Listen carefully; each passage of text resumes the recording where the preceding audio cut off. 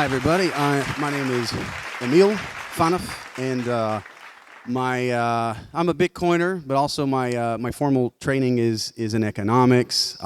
Eu sou Bitcoiner, mas o meu treinamento formal é em economia. Meu nome é Emile, não interessa o sobrenome. What's the surname? Phaneuf. Phaneuf. Emile Phaneuf. Okay. Yeah, I have given this before in Portuguese, but I don't want to struggle over some technical vocabulary. I'll just be lazy. Ok, ele está dizendo que podia tentar falar em português, mas o vocabulário dele é muito fraco, então ele é muito preguiçoso. Preguiçoso. Ok. Okay. Yeah. So one of the things when I got into Bitcoin, I don't know, around 2016. Quando eu entrei no Bitcoin em 2016, I came to it sort of with an economics viewpoint, but the more I learned about Bitcoin, the more I realized that I had a lot more questions about economics. So I kept going back to economics, saying, wait, what does economics say about this? ele disse que ele começou com várias questões sobre economia. Ele foi analisar o Bitcoin sob um aspecto do conhecimento dele de economia e ele viu que o conhecimento do Bitcoin acabou criando mais perguntas sobre a própria economia. Yep. Correct me whenever you feel that I wasn't fair enough in the translation. Bom até agora. Tá. One of the I think I won't go into a bunch of economists. I'll just go into one in this talk, and that's an economist named Carl Menger. Carl Menger. Tá, but finish your thought because I don't know what to say about Carl Menger. Yeah, he wrote a book. I'm thinking in Portuguese actually, but political economy. Ele está falando de um economista que escreveu um livro de economia política. Yeah. Carl Menger. And he had a bit to say about money, and one thing that I think profoundly, you could say it's revealing for Bitcoin, but it's not. It doesn't fit Bitcoin precisely, and that's that.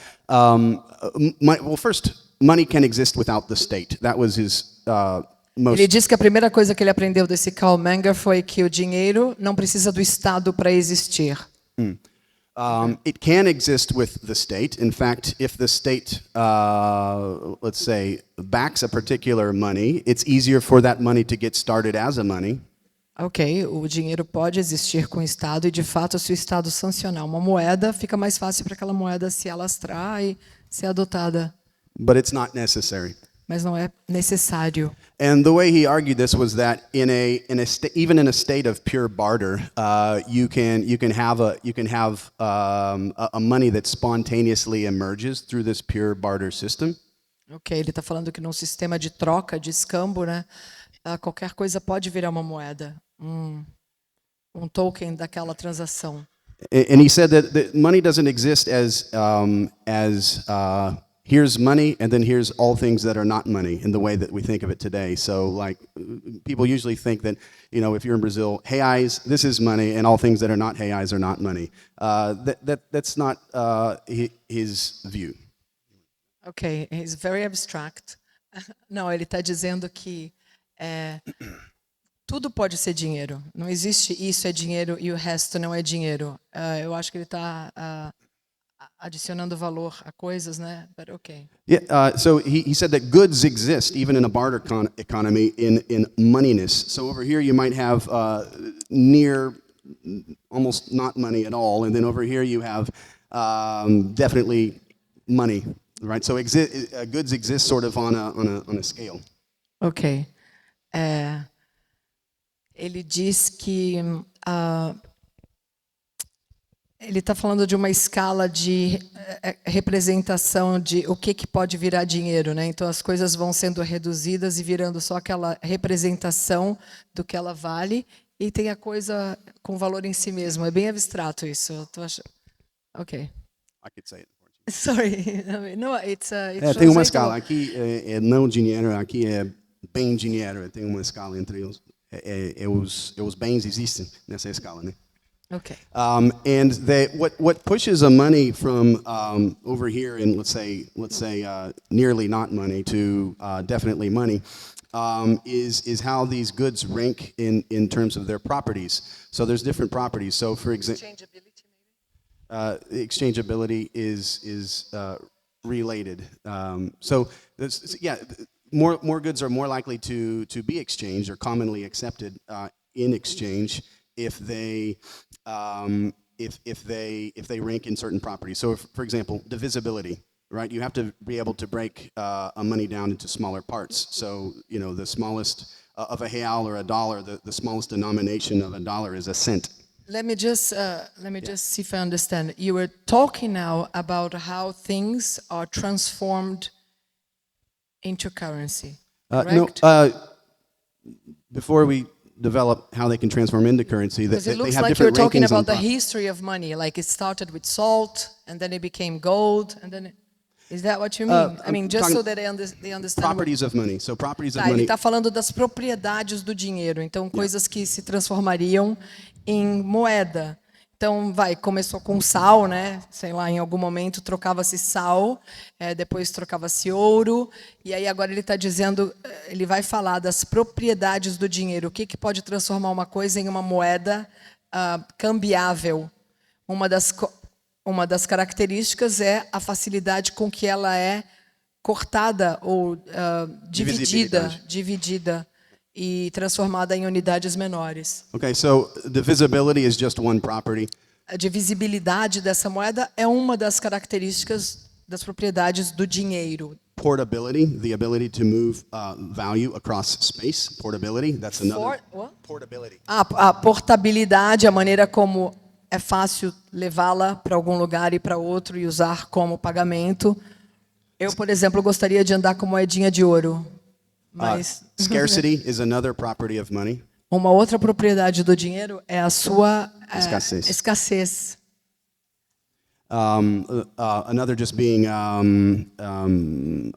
fungibility, for example. Fungibility is essentially if people accept if they accept them as sort of homogeneous, the good is one not being valued higher than the other. Sorry, I didn't get that. Fungibility. So, for example, I wouldn't know how to translate so fungibility. if I hand you paper money that's Okay. all ripped up and torn, and you want that one less than you want a nice, crispy, clean one, right? All right. So ideally, not even government money is perfectly fungible, but it's pretty close enough. Makes sense. So let's call it durability, maybe. Durability is a different property of But money. how are you funding money if you're just allowing the bill to age? No, fungibility is basically, it means sameness. You want a money to not be, you don't want one Bitcoin to be worth a different value than another Bitcoin. That's fungibility. That's what fungibility Yes, means. that's fungibility. Ok, ele está falando que, então assim, let's call it the universally accepted value of that currency. Is that what you mean? Ele está falando que o dinheiro tem que ser confiável no sentido de que aqui ele vale isso e lá ele vale isso também. Então ele foi universalizado, né? É tipo como se fosse um pacto, right? Que Bitcoin vale igual a outro Bitcoin, que você não prefere ou outro, entendeu? Right. Durability is another one. E durabilidade também. So gold and silver being metallic. A durabilidade da própria coisa em si, é isso? Tá. Yeah, so they don't break easily. Paper money is less durable than coin money because it's metal. Tá, ele está falando que ele está indo bem na história no básico ali do dinheiro. Está parecendo até que a palestra é para mim, porque então ele está falando que o dinheiro tem que ser durável em si mesmo, a matéria dele, o ouro e a prata são duráveis, o papel também não necessariamente. Okay, so this was sort of, you might call it his theory, but we have empirical evidence for this. So, for example, in World War II, you want to say that? Go ahead. Okay, there was actually a formerly economically trained economist that found his way to a German-controlled concentration camp. No, sorry, but a prisoner of war camp. Tá, the guy was a who? German economy? British economy. Ele está falando que na Segunda Guerra teve um economista britânico que acabou parando num campo de prisioneiro de guerra controlado pela Alemanha. E aí, tan. You said Um prisoner campo of de war prisioneiros. camp. Yeah. Campo de prisioneiros. Right. So when he arrived there, he saw a lively economy, but He saw what? a lively economy. Ok. Quando ele chegou nesse campo de prisioneiros de guerra, ele encontrou uma economia local ali, desenvolvida pelos prisioneiros, é isso? And they had a currency, but it wasn't E eles tinham uma moeda. But it wasn't French francs. It wasn't Cigarettes? wasn't German marks. It wasn't American dollars and British pounds and so on. It was cigarettes. Ah, tá. E aí ele disse que descobriu que a moeda ali de troca nesse campo de prisioneiros não era dinheiro, era o cigarro. O cigarro virou essa moeda. Nas prisões em geral é assim, né? Yeah, that's right. This is common also in prisons where cigarettes are allowed or where cigarettes Right. are able to exist. Baseados valem mais que cigarro e Yeah. So not only in German control prisoner of war camps, but also in just regular prisons. Cigarettes are a normal, but also ramen noodles. That's a common currency. outra moeda nas prisões é macarrão instantâneo. This was a barter economy, just like Karl Menger, the economist I mentioned. This is exactly what he says. How he said money can spontaneously emerge. Isso era uma economia de escambo, de troca, em que o dinheiro aparece espontaneamente quando objetos viram essa moeda de troca. Isso. Okay, and cigarettes just happen to be the most saleable of all goods because they ranked very highly in terms of their properties. Cigarros, então, ali viraram também essa moeda, a melhor moeda, porque também é fácil de trocar, de guardar. No final, sempre dá para trocar por alguma coisa de valor. E Faimei, no Rio de Janeiro, a outra coisa que virou moeda é fralda descartável de neném. Não sei se vocês sabem. Quando a gente passa perto de farmácia, tem sempre alguém pedindo fralda para o seu filho. Aí tu vai ver, a pessoa não tem nem filho e nem precisa de fralda, mas ela sabe que se ela vai na comunidade, ela consegue trocar aquela fralda descartável por dinheiro. Então aquilo virou uma moeda também nesse mercado de troca. So we have a sort of a digital version of this because sort of my talk is privately issued digital currencies before Bitcoin. People begin the story with Bitcoin. I begin the story back as it evolves before Bitcoin even started. Okay. Bitcoin is the end of my story. So. Ah, tá. Ele está contando a evolução. É interessante isso, que eu acho, correct me, eu acho que ele está tentando mostrar a evolução do dinheiro como uma coisa super tangível, que tu pode até usufruir dela mesmo, como o sal, o ouro, a prata, o cigarro, a fralda descartável, e como isso aí está virando uma coisa mais abstrata e menos tocável, tangível. É isso? Tu quer chegar? Ele falou que no final ele vai falar do Bitcoin. Tipo, essa é a evolução. Moedas digitais antes de Bitcoin, mas eu comecei na vida real, não comecei com moedas digitais ainda, mas vou começar essa parte agora. Tá. Okay. So the next part.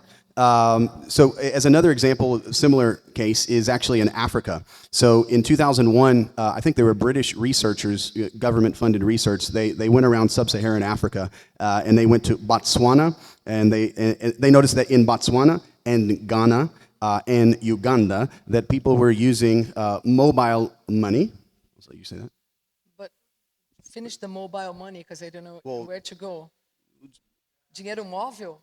Yeah, I'll get there. Okay. That's the next thing. Ele está falando de uns pesquisadores ingleses que foram para Uganda, Ruanda e not Rwanda, Uganda, Botswana and Ghana. Botswana e Ghana. And these E aí descobriram dinheiro móvel. Vamos ver onde é que ele está indo. So what they found was that locals in these countries were using mobile money, which is sorry. Ele disse que as pessoas desses locais estavam usando esse dinheiro móvel que ele vai agora contar para a gente. Okay, yeah. So what they were using as a digital money was actually digital money. Yeah, it was a digital money. What they were using was airtime. So you have you pay money to have voice calls, like minutes, numbers yeah. of minutes, SMS text messages, data for internet wow. browsing. People were using those top-up credits I see. as money. Eles estavam trocando como dinheiro o tempo que eles tinham de chamada telefônica. Então, como tu podia passar para a pessoa, tipo recarga telefônica. Tu podia dar para alguém 3 minutos de conversa via SMS, coisas assim. Então, isso acabou virando essa moeda móvel, que era... que interessante. So, for example, a son or a daughter, maybe from a rural area in one of these African countries, they'd go to an urban area, and they would use government fiat money to buy mobile top-up credits, and then they would send the code to mom or dad back in the countryside, and mom or dad could use that mobile credit either just for the minutes and the data and the text messages, or they could go to the market and actually buy real goods and services. They could buy fruits and vegetables. By sending SMS to yeah, the yeah. people. So if I text my mom the code that I get when I bought the... Amazing. Yeah, so these people are unbanked. So they can't just... They are what? They're unbanked. Não bancário, right? They're unbanked. Unbanked. Yeah. So they can't just log into a bank's website and send government money to mom. Então ele está dizendo que assim, então digamos, o cara tem os pais dele numa vila distante da cidade. Esse cara vai lá, compra essa recarga telefônica que ele pode repassar para outras pessoas com código de SMS, de mensagem. Ele pega, manda para os pais lá na vilinha deles. E os pais, por sua vez, podem fazer compras com aquele código de SMS, repassando a carga telefônica para o dono da loja onde eles foram comprar alguma coisa. So in this case, we have a privately issued digital currency that spontaneously emerged as a money, a commonly used medium of exchange. But it actually didn't happen exactly the way that Karl Menger stated, because his thesis was that money can arise even in a system of pure barter.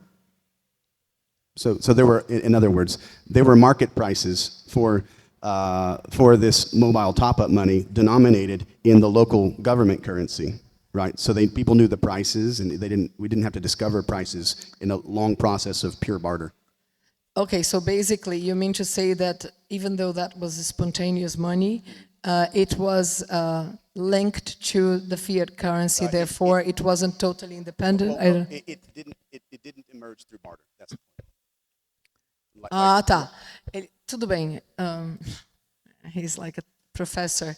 Ele está querendo dizer que esse dinheiro não emergiu, ele emergiu espontaneamente, mas não como troca em si. Ele serviu como um denominador do valor do dinheiro sancionado pelo Estado. Basically that. Yeah, it's easier to discover prices of something if you already have another price system. So there was an existing fiat money price system. Ele falou que aquilo, então, o valor dele era mais fácil mesmo atribuir um valor de algo que já existe do que criar um valor novo para aquela. Okay, so some more examples. So, for example, there's PayPal. So things that might have inspired Bitcoin, right? Privately issued digital currencies before Bitcoin. So PayPal is actually it's a payment network, but it's not it doesn't have its own digital asset. You want to say it? Yeah, but continue. Okay. So for example, if you want to send somebody money over the PayPal payment network, you don't send them PayPals. Right. Ok, tem a PayPal que não tem uma moeda própria, tu tem que mandar uma moeda já existente. Ok. Uma rede de pagamentos, yeah. Isso. But if you read some of the things that Peter Thiel, who was with Confinity, which is the parent company of PayPal, you read some of the things that he says, watch interviews of him.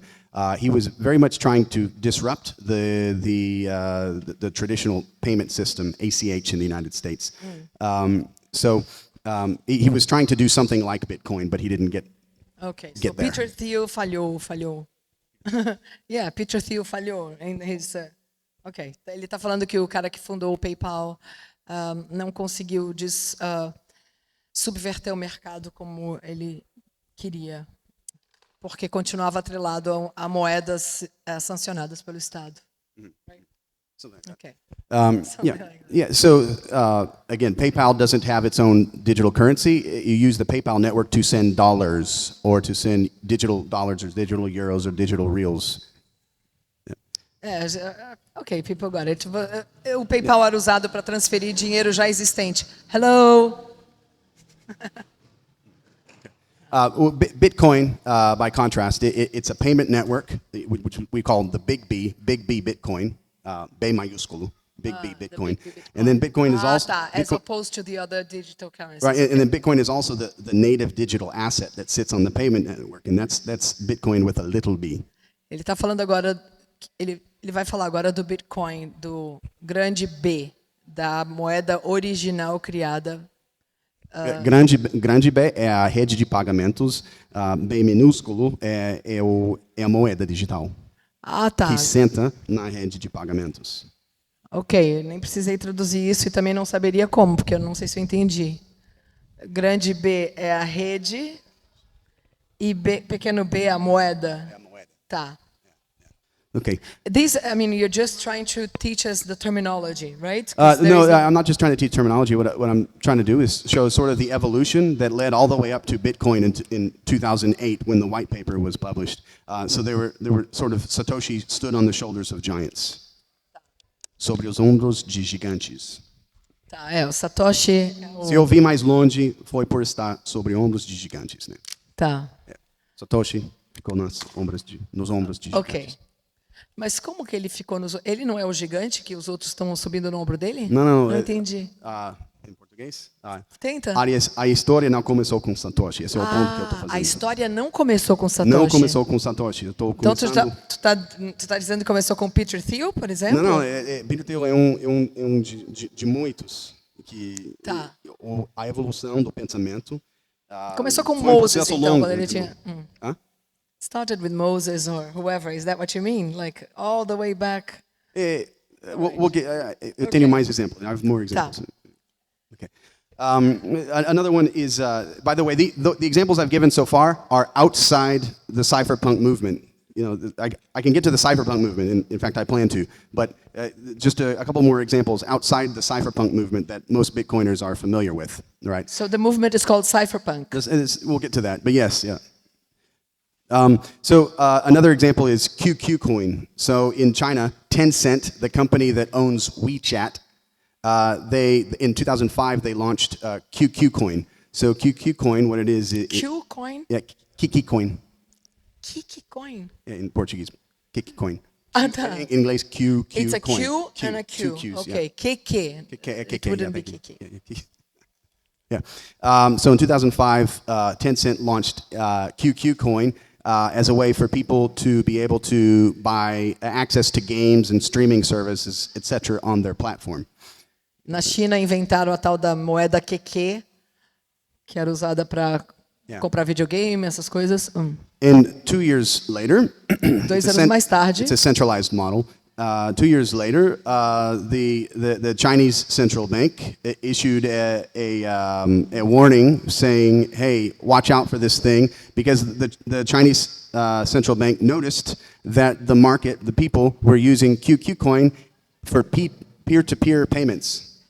Então o governo chinês, a ditadura chinesa, meio que deu um alerta, fez um alerta contra o uso de moeda QQ, porque as pessoas estavam usando entre elas mesmas essas moedas. Esse QQ, ele estava... Ponto a ponto. Hã? Ponto a ponto. Peer-to-peer. Peer-to-peer, de pessoa a pessoa. Now, in this particular case, QQ Coin was allowed to exist because as things go in China, especially in China, not everywhere else too, but especially in China, the private market, the private players, they have to sort of play ball with the regulators. So Tencent being a huge company, they play ball, and so it gets to continue to exist. Ouch. I don't know what you meant, but... Okay. Yeah, please try. Ok, na China especialmente, os jogadores no mercado, eles precisam obedecer o que o governo manda, né? Então, o governo chinês deixou que o Qcoin continua a existir. E ainda existe hoje em dia. Tá. Entendeu? Existe até hoje. Yeah, yeah. So this is a centralized model. Normally, when you have a centralized model, the government clearly doesn't like competition. Ele falou que como o QQ é um sistema centralizado, o governo não quer competição. So with centralized models, they tend to get shut down. So a couple of examples. In 1996, Em 1996, there was a company called Gold and Silver Reserve. tinha uma empresa chamada Gold and Silver Reserve. That was a centralized model, and they launched a digital asset. Eles lançaram Ativo. um ativo digital. Backed by gold and silver. Lastreado em ouro e prata. A empresa chama Gold and Silver Reserve. Yeah. Reserva de ouro e prata já é o nome da empresa. Então ela lançou. Interessante isso. Yeah, so that was 1996. Now, 1996. so 10 years later, 2006. Did they really have the silver and the gold to? That was their business model, and they weren't shut down. But did they have the physical silver and gold? That's my understanding. Yes. Yeah. Okay. Interessante, tá. Yeah. So 10 years later, there was another company called Liberty Reserve. 10 anos mais tarde, uma outra empresa chamada Reserva de Liberdade, Liberty Reserve, Based in Costa Rica. sediada na Costa Rica. And they launched a similar. Lançaram uma moeda parecida. They launched a similar model where they had digital dollars and digital euros, and they were backed, lastreado. They are also backed, just like with gold and silver for the other company. But these ones they were just backed by gold and silver. I'm sorry, they were backed by dollars and euros. Ok. 10 anos mais tarde, uma outra empresa lançou uma moeda também lastreada no próprio dólar. Euros. E euro. Yeah. And in both cases, in the Gold and Silver Reserve and Liberty Reserve, spanning 10 years, both of them were shut down by police and prosecutors accused of being used in money laundering, etc. Ambas as empresas foram fechadas, acusadas de lavar dinheiro, essas coisas. Coisa que os bancos fazem. So these are centralized models that launched. They had their own privately issued digital currencies. In these two cases, they were actually backed by something, which is But there's a company that you can squash, so government squashed them. Ele está dizendo, eu acho que o que ele está querendo alertar é que se virou uma empresa e pode ser destruída, o governo provavelmente vai destruir, porque é competição contra o seu próprio sistema centralizado. Okay. Now, sort of that was what existed completely outside the cypherpunk movement. Isso existia fora do movimento cypherpunk. Né? Fora do movimento cypherpunk. Sort of bringing it back to things that Bitcoiners tend to know, there's a man, a cryptographer, an American cryptographer, named David Chaum. So tem criptógrafo americano chamado David Chaum.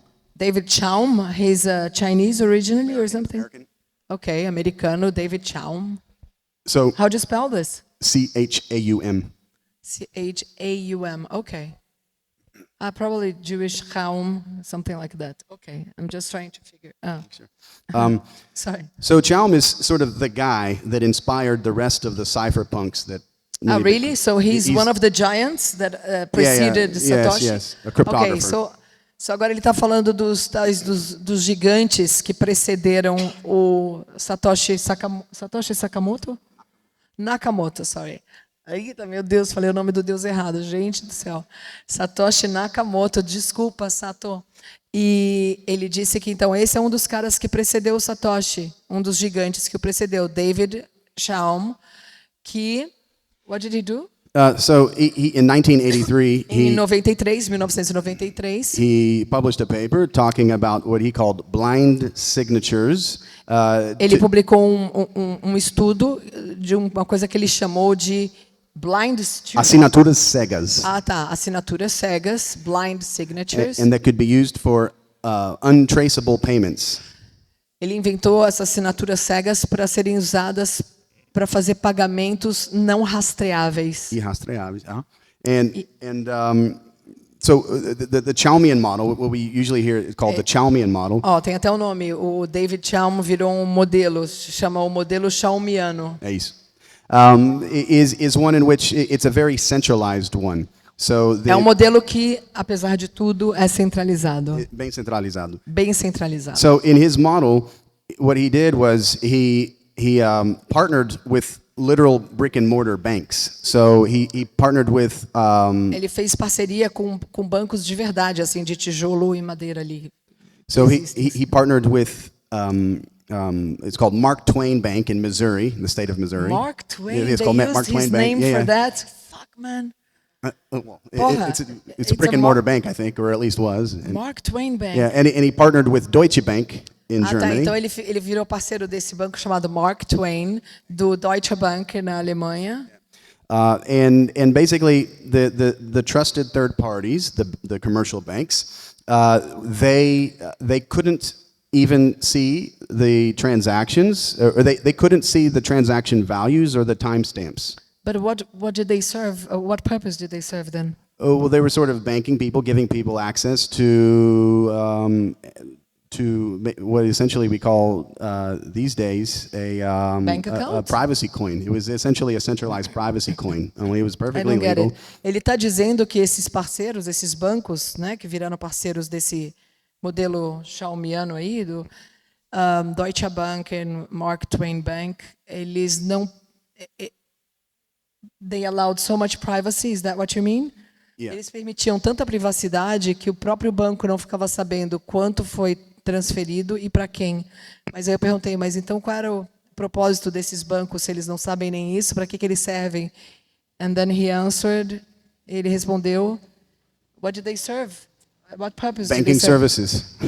Serviços bancários. So I think you would have an account with these banks. You would have an account with Deutsche Bank. You would have an account with Mark So Twain basically, Bank. the bank would mediate the transactions without knowing what they mediated. Yes, and so Os bancos serviam para intermediar transações bancárias sem necessariamente saber o que aquelas transações eram. Interessante isso, eu não sabia que era possível. So I mean, it's a little bit strange because the bank normally has a ledger, and so it has to know transaction values, it has to know to whom and from whom the money goes, and it has to know a time and date stamp. But with David Chalm's blind signatures, this was done mathematically in a way that you couldn't create more of however many you said you were going to create of the digital asset, etc. You couldn't what? You could make sure that people weren't, let's say, the banks weren't inventing more of the digital asset than they supposedly had. That kind of thing. Tá. Ele admite que é estranho um banco poder fazer tudo isso sem saber o valor total e coisa e tal, mas tinha um mecanismo ali de controle para que o banco não fingisse. Tinha um mecanismo matemático ali para garantir que o banco só estava trabalhando com o que de fato existia como conta. Que não emitiria mais que não emitiria mais. Por exemplo. Right, tá. Okay, so that's the Chalmian model. This is 1983. So in 1980. Isso é 1993. Yeah, but in 1980, I think it was 1989. He launched a company called. So the time went back. Yeah, time went by. Yeah, so there's no, 1983. Tá, desculpa, 1983. Yeah, he published the relatório. Ele publicou o relatório lá da assinatura cega. 6 years later, 6 anos mais tarde, he launched a company, DigiCash. Ele lançou ele abriu uma empresa chamada Digital Cash. DigiCash. Dinheiro DigiCash. Sorry, I didn't explain properly earlier. Is that it was with this company DigiCash that he actually had the relationships with the banks. The 1983 publication was just a publication. Tá. Foi com essa empresa DigiCash que ele conseguiu fazer o acordo com esses bancos. Yep. In DigiCash, the actual digital asset was called eCash. And eCash existed until the late 90s, but it basically the company failed. It was sort of ahead of its time in terms of e-commerce. Essa empresa não sobreviveu, estava à frente do seu tempo. But David Chaum's work, he inspired the cypherpunks movement. Mas o trabalho desse David Chaum inspirou o trabalho dos cypherpunks. So the cypherpunks, for whoever might not know, was it was an email list whose members and let's say organizers, they tended to have a strong libertarian flavor. I want to say that's over. Os cypherpunks era uma lista de e-mail all over the world. People from all over the world. I think it was more Silicon Valley based, but yes. Era uma lista de e-mail de gente que era essencialmente libertária e queria se desvencilhar das amarras do governo, do Estado. E eles trocavam essas ideias, em geral gente do Vale do Silício. So they tended to be sort of what you might call right-leaning libertarian, crypto-anarchist. Right-wing libertarian. Right of center, but Okay. they also had leftists. Ele falou que eles eram essencialmente libertários, em geral de direita, também de esquerda, libertários que não querem ação do Estado. Tá. Basically that, yeah.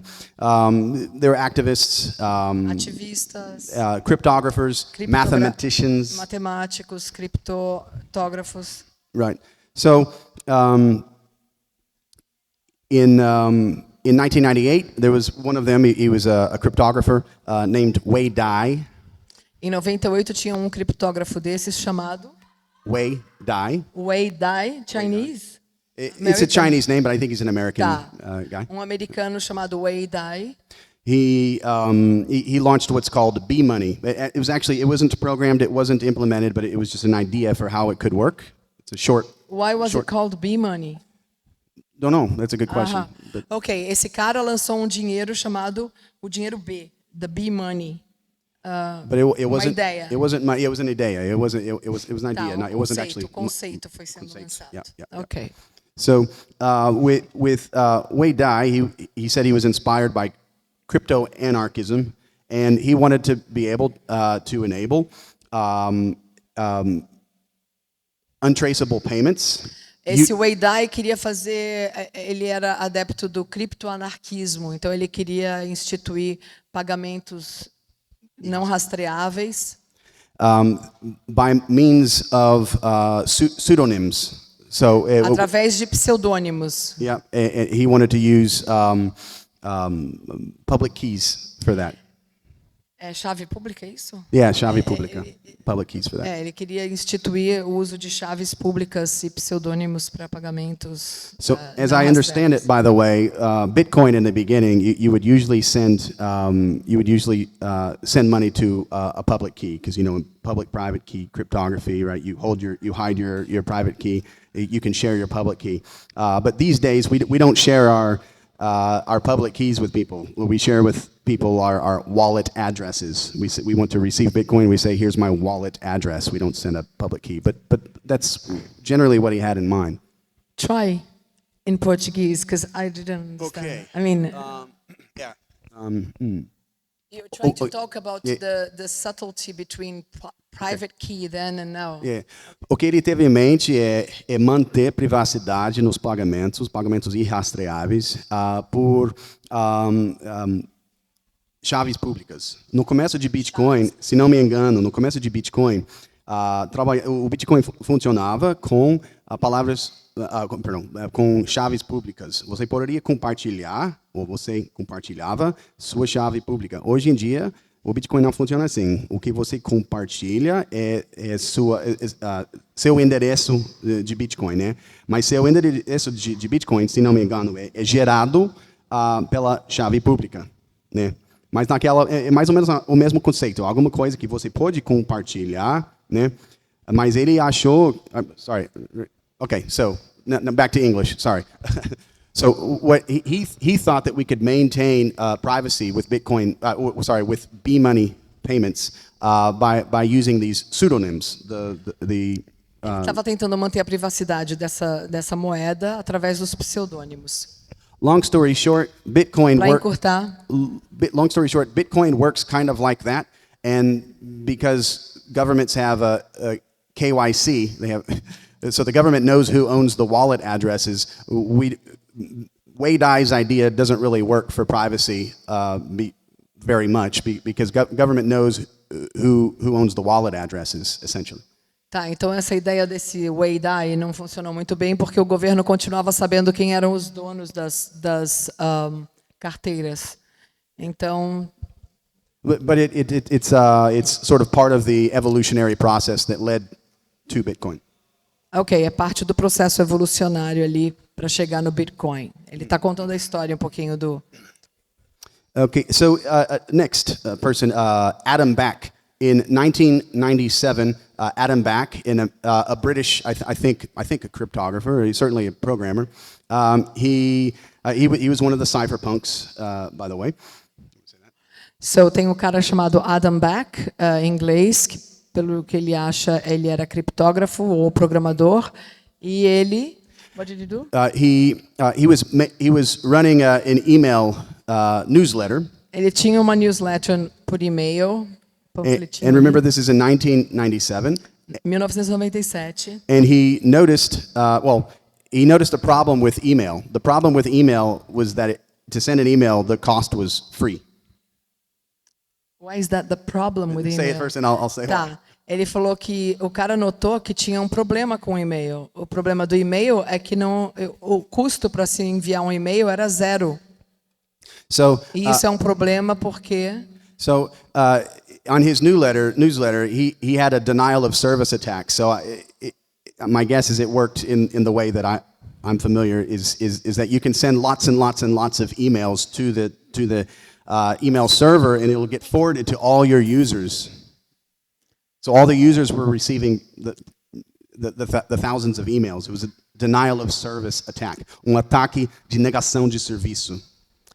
Então, sorry, so he was sort of like hacked. Sort of. It's called a denial of service attack. E ele foi vítima de um ataque, né, de denial of service, DOS. E eu não sei onde é que ele está querendo chegar, mas. So the problem was for someone to abuse the newsletter, the cost was zero. The price to send. Tá. Ele disse que para o cara sacanear com a newsletter dele que ele distribuía por e-mail. Era muito fácil, porque o custo era zero. So people abuse what is free, essentially, right? As pessoas abusam do que é gratuito. So he launched something that is now called, I think he called it then even Hashcash, right? And so what Hashcash does was if you wanted to Hashcash. So if you wanted to send an email to his newsletter, it would force your computer. It would say, before I deliver this email, solve a mathematical problem. Ele então, he created that, right? So as to prevent abuse. He created the technology. Okay. So esse cara inventou uma tecnologia para criar um custo para o abuso de e-mail, porque o problema o que aconteceu com ele foi denial of service attack, quer dizer, todo mundo mandando coisa ao mesmo tempo, né? Então ele criou um sistema em que, antes de enviar um e-mail, o teu computador tinha que resolver um problema matemático. So these days, when you send an email, if you send one email, you don't notice your electrical bill goes up. But if you send 10,000 emails, you look at your electrical bill and you're like, what happened? Isso aí acabava provocando maior consumo de energia. Então, o cara que mandava 10 mil e-mails para sacanear com o site do outro lá, acabava tendo um prejuízo, porque via que a conta de luz aumentava, por exemplo. So he essentially used software to enforce, to push a real-world cost onto people that might abuse his service. Ele criou esse impedimento aí. Okay, we got it. And we call this today. We call it, in a general term, we call it proof of work.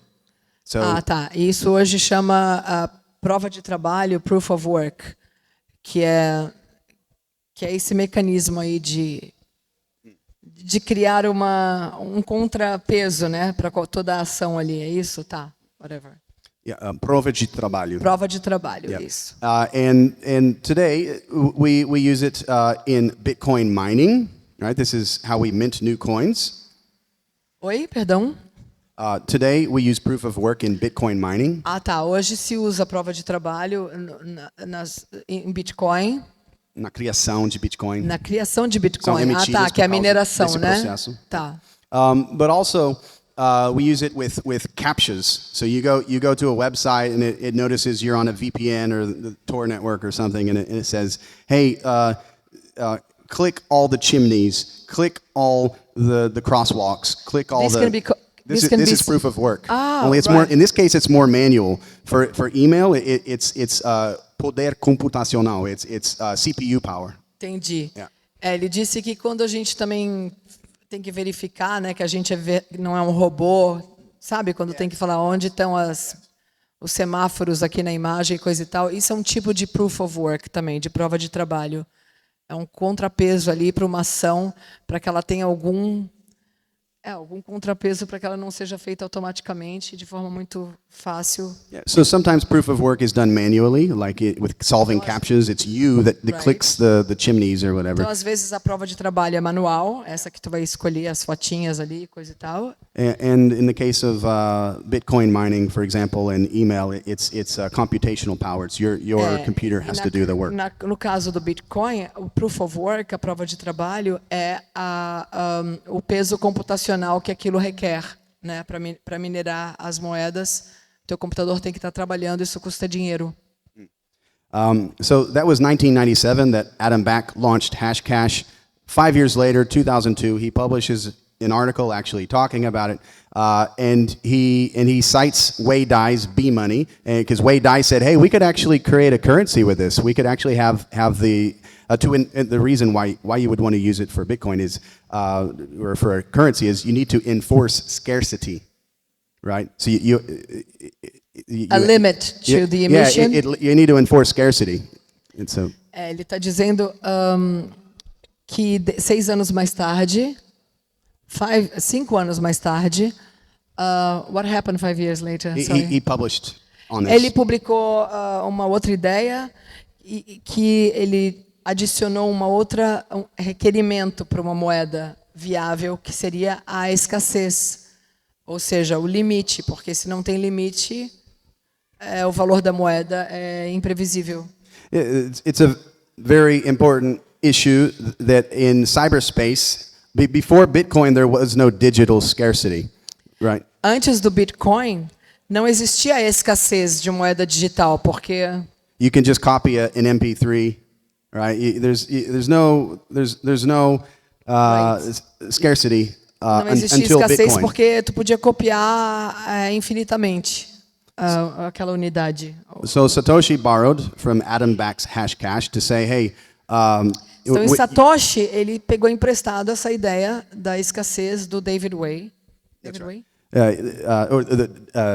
No, David Wei, this is not a person. Wei Dai. Wei Dai, meu Deus. But Adam Back is the Hashcash o David guy. Chaum. Yeah, no, there's a lot of names. But yeah. I'm almost done, by the way. In 1998, another man, Nick Szabo. Nick Szabo? Nick Szabo, S-Z-A-B-O. Szabo. Nick Szabo. Like, I know, Hungary or something. Hungarian. Maybe. Okay. Yeah, maybe. So ele falou que when? Nick Szabo, an American. When was that?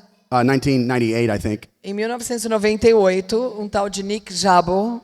He published a paper called The God Protocols. The what protocols?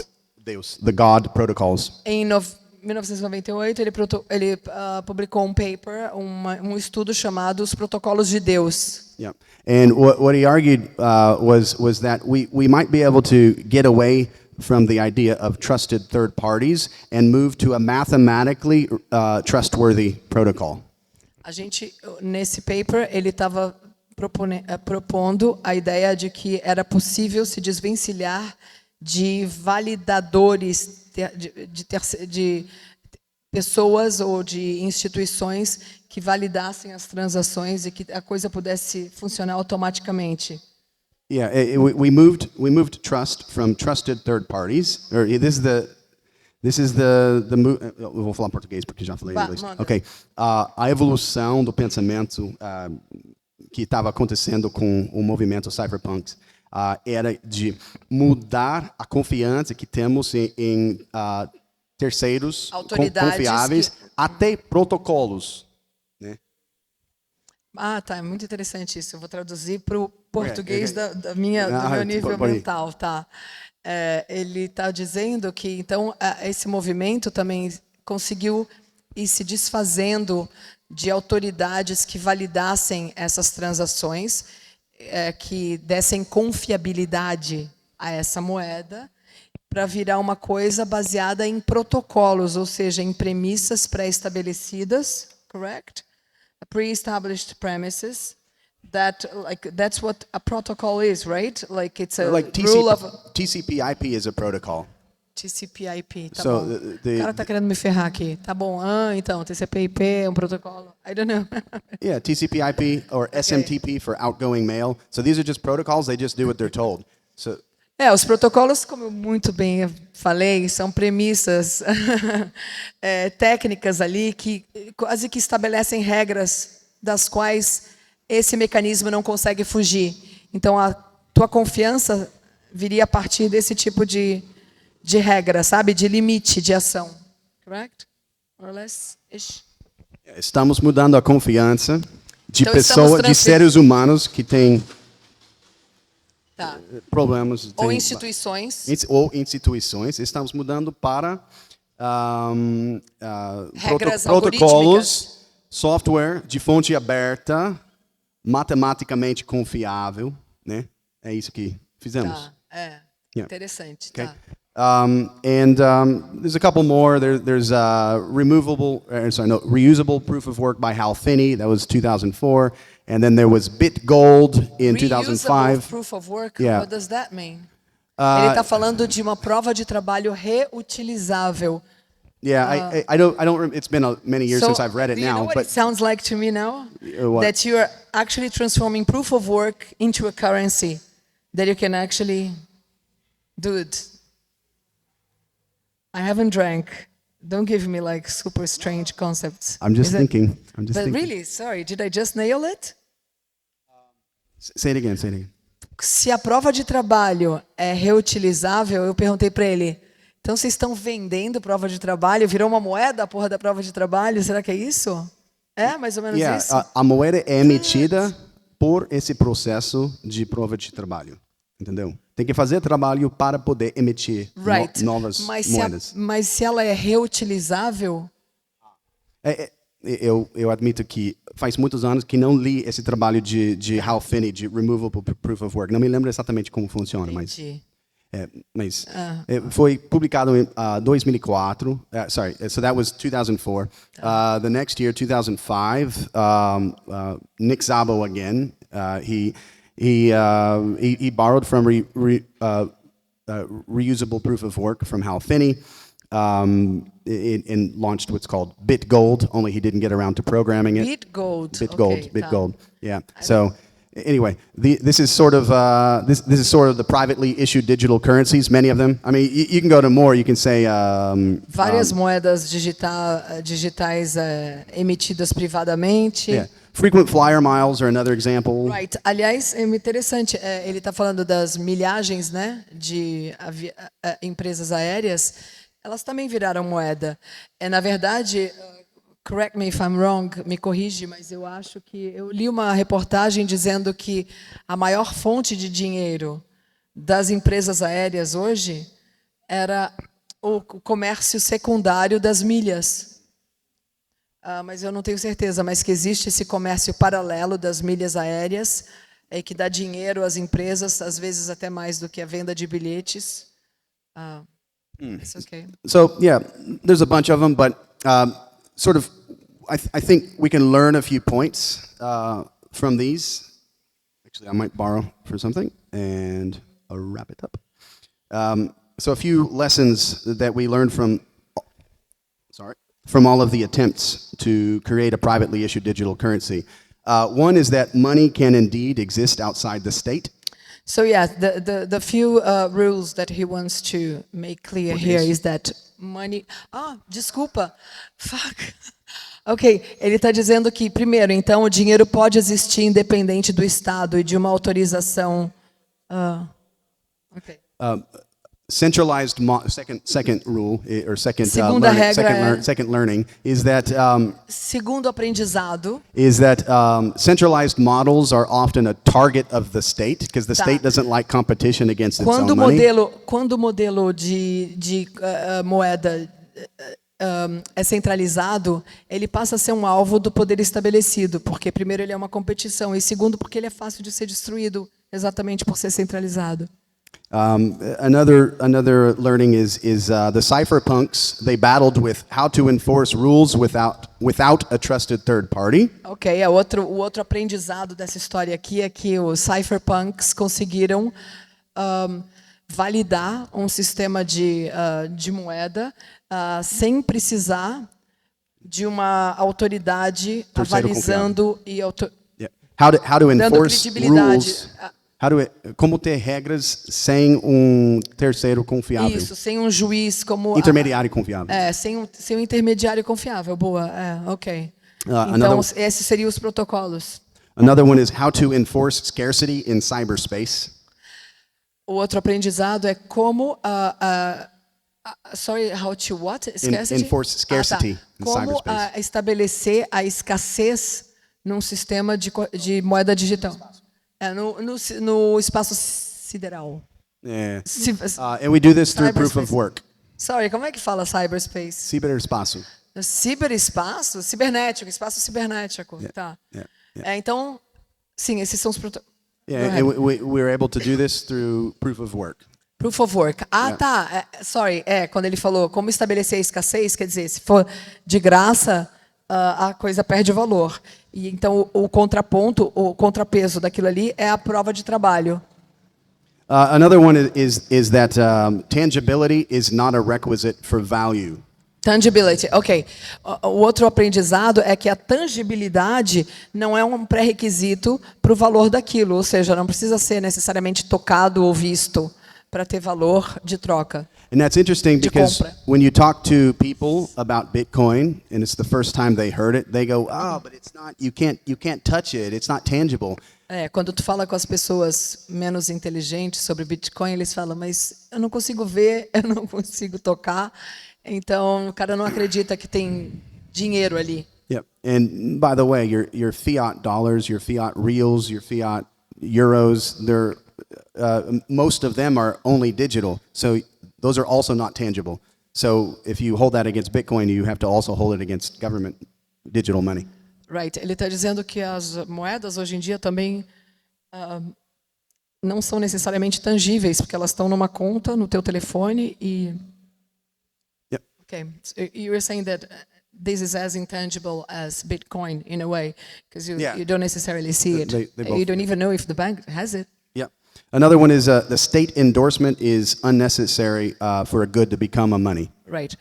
So outro aprendizado é que a validação do governo é desnecessária para que uma moeda tenha valor e seja But it helps. cambiável. If the state backs your money, like we know with El Salvador. Mas ajuda quando o Estado assina embaixo daquela moeda, ajuda aquilo a se alastrar e ter credibilidade para quem acredita no Estado. Next is, and the last one is o último aprendizado. A money can emerge spontaneously, like mobile money did in Africa. O dinheiro pode surgir espontaneamente, como surgiu na África, com aquele negócio do SMS da carga telefônica ou cigarros nas prisões.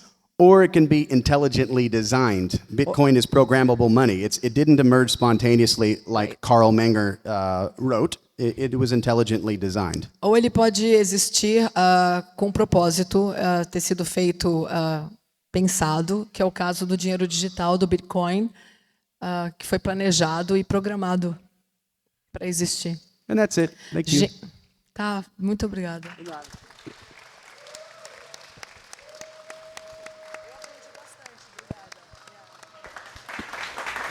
Aprendi bastante. Muito bom.